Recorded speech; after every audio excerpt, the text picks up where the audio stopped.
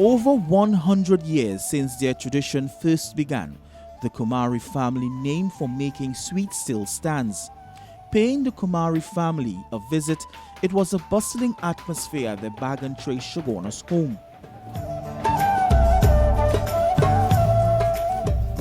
As the Diwali celebration gets heated, Mangal Ramdas, who is a fourth-generation member of the family, gave some insight to the family tradition.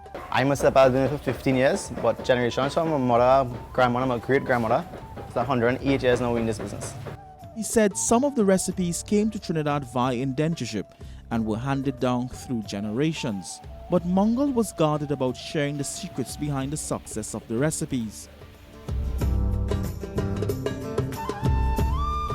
there some secrets in some of the recipes? Secrets in your recipes? I'll get for that way. No, you ain't telling me. Yeah. The sweets making process requires all hands on deck with their sugary appeal. These East Indian delicacies are on demand. Mangal said it takes a week of preparation for Diwali. Starts a week before Diwali to prepare because it's not one goods we make, not one item we make. We make 7 different items on our daily basis, but Diwali we move a little more extra because of Diwali. Hours and hours of heat, flour and sugar. I too had my share in the heat. Nice golden color. But it's all to offer the variety of sweet that his family is known for. Well, as you can see in the background here, we're making korma right now.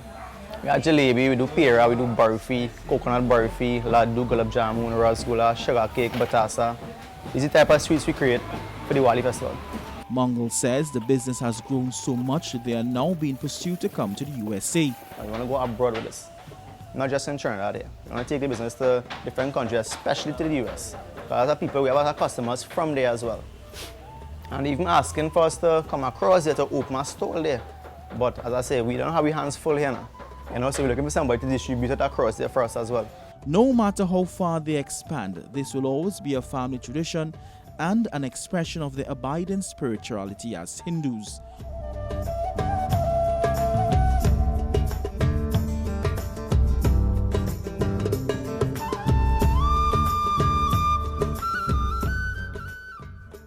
Otto Carrington, CNC3 News.